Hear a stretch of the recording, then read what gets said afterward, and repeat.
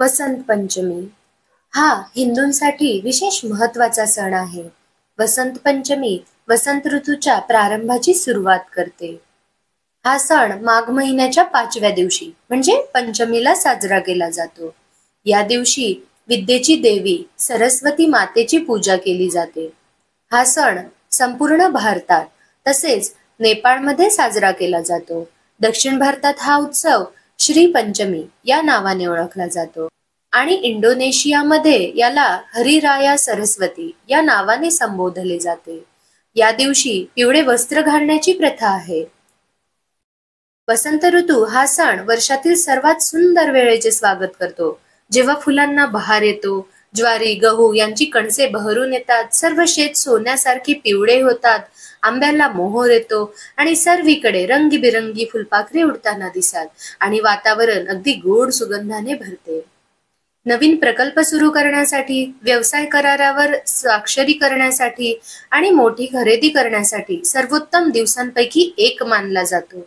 अनेक विद्यार्थी या दिवशी नवीन अभ्यासक्रमांना प्रवेशही घेतात, कारण हा दिवस ज्ञान आणि बुद्धीची देवी मा सरस्वती यांना समर्पित आहे.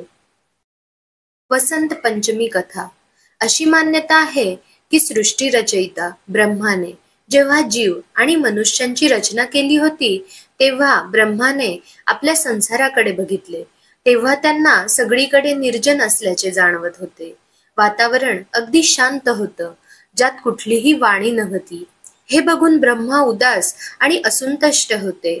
तेव्हा ब्रह्मांनी प्रभू विष्णूंच्या आज्ञेने आपल्या कमंडळातून पाणी घेऊन पृथ्वीवर शिंपडले.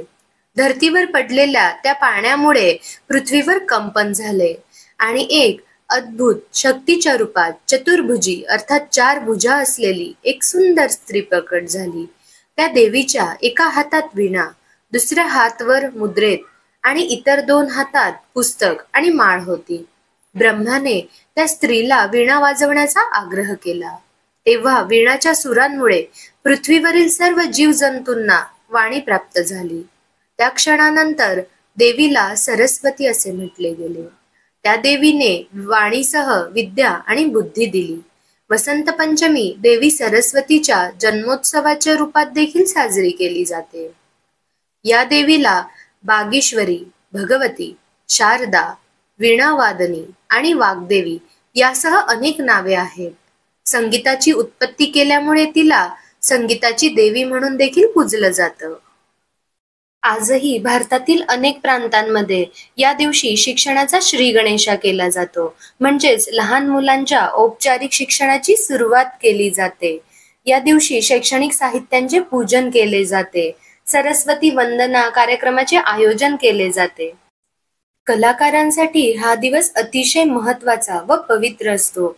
सैनिकांसाठी जे महत्व शस्त्रे आणि दसऱ्याचे आहे, विद्वानांसाठी जे आपली पुस्तके व व्यास पौर्णिमेचे आहे, जे महत्व व्यापाऱ्यांसाठी आपला तराजू, वही आणि दिवाळीचं आहे, तेच महत्व कलाकारांसाठी वसंत पंचमीचं आहे.